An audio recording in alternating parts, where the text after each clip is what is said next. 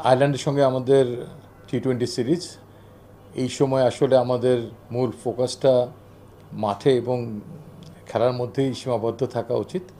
তারপরেও আমাদের দলনায়ক লিটন দাসের আজকে করা একটি প্রেস মিটের ফলশ্রুতিতেই দু একটি কথা না বললেই নয়, সেজন্যই ছোট্ট করে আমি এটা একটু ব্যাখ্যা দেওয়ার চেষ্টা করব।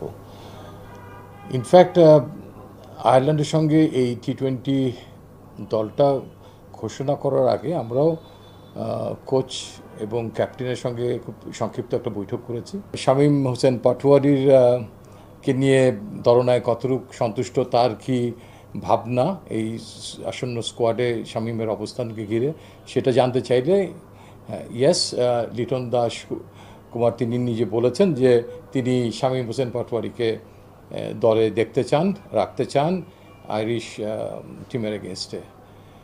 তো এক্ষেত্রে তার সুস্পষ্ট মতামত আমরা পেয়ে যাই এবং তিনি এও জানান যে এই বিষয় নিয়ে তার হেড কোচের সঙ্গে তার আলাপ হয়েছে এবং হেড কোচও চান যে সাম্প্রতিক যে সিরিজে ওয়েস্ট ইন্ডিজের সঙ্গে যে ব্যাটিং লাইন আপটা খেলেছে তাদের সবাইকে দলে দেখতে চান। আমি এবং হাসিবুল হোসেন শান্ত পরবর্তী পর্যায়ে আমাদের নিজেদের মধ্যে আলোচনা করে এই যে সিদ্ধান্ত নেই, সেই সিদ্ধান্তের আলোকে শামীম হোসেন পাটোয়ারি দলে সুযোগ পায় না এবং আমরা দুটো ম্যাচকে লক্ষ্য করে আমরা দলটা দিই। যে আমাদের একটা ইচ্ছা ছিল যে এই দুটো ম্যাচে যদি আমরা আমাদের সিরিজ জয়টা সুনিশ্চিত হয়ে যায়, তাহলে আমাদের থার্ড ম্যাচে আমরা দলে কিছু পরিবর্তন, কিছু এক্সপেরিমেন্ট এবং যারা বাদ পড়েছে তাদের সবাইকে আবার একটা দলের প্রথম একাদশে সুযোগ দিতে পারি। আমাদের নিয়ম মোতাবেক আমাদের দলটা ক্রিকেট অপারেশনসের মাধ্যমে বোর্ডের অনুমোদন নিয়েই ঘোষিত হয়। Selection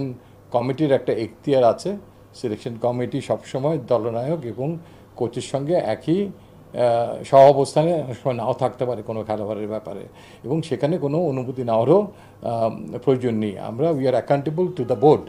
For more updates, subscribe to our YouTube channel and click on the bell icon. Follow us on Facebook and Instagram. Download T-Sports app to enjoy exciting games and highlights. Visit tsports.com.